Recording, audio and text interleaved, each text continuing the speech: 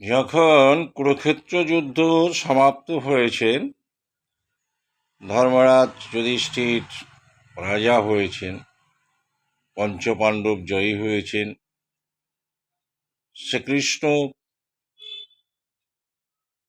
দ্বারকায় চলে যাবেন। এমন সময় কৃষ্ণ এসে কুন্তী দেবীকে প্রণাম করে বলছেন, পিসি, তোমার ছেলে জয়ী হয়েছে, রাজা হয়েছেন, এখন আর প্রয়োজন নেই, যুদ্ধ সমাপ্ত হয়েছে, আমি এবার দ্বারকায় যাব, তুমি আমার কাছে একটা বর চাও, আমার কাছে তুমি বর চেয়ে রাখো। কুন্তী দেবী শুনে বলছে, বাবা, যখন আমাদের দুঃখের সময় ছিল তুমি আমাদের পাশে ছিলে,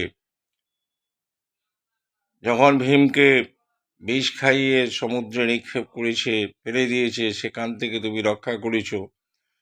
যদুগৃহে পুড়িয়ে মারার চক্রান্ত করেছে দুর্যোধন, সেখান থেকে তুমি রক্ষা করেছ, এবং 12 বছর বনবাসে ছিল, সে সময় রক্ষা করেছ। দুর্বাসা মুনির কপানল থেকেও তুমি রক্ষা করেছ, বিভিন্ন সময় বিভিন্ন বিপদে তুমি রক্ষা করেছ, বিপদের সময় তুমি আমাদের পাশে ছিলে। আজকে আমাদের সুদিন, এই সুদিনে তুমি চলে যাবে, তাই তুমি যদি আমাকে বর দিতেই চাও, এমন বর দাও যে সুখে মথাপে বাজপড়ো, দুঃখে বলিহারি যাই, ऐसान দুগ্ধ ঘড়ি ঘড়ি কৃষ্ণ নাম সুরাই। যে সুখের মাথায় বজ্রপাত হোক, সে সুখ চাই না, যে সুখ কৃষ্ণকে সরিয়ে দেয়, কৃষ্ণকে উড়িয়ে দেয়, কৃষ্ণকে দূরে পাঠিয়ে দেয়। আমাকে দুঃখ দাও, যে দুঃখের মধ্য দিয়েও সদা সর্বদা তোমার সান্নিধ্য লাভ করতে পারি, তোমাকে পেতে পারি, তোমার কাছে থাকতে পারি, তুমি আমাদের কাছে থাকো। আমি সুখ চাই না। তাই ভগবানের কাছে সুখ না চেয়ে বরঞ্চ এমন কিছু চাও যে সদা সর্বদা ভগবান নিকটে থাকে।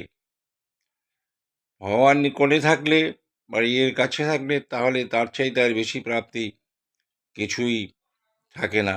জাগতিক জগতে যা কিছু চাবে, বলছে ধর্ম অর্থ কামমোক্ষ যেই যাহা চায়, সে গুরুর চরণ দানে সকলই মিলায়। সমস্ত কিছুই পাওয়া যায় যদি তাকে সদা সর্বদা স্মরণ করা যায়। জানি তাই। জয় গুরু, জয় রাধে শ্যাম।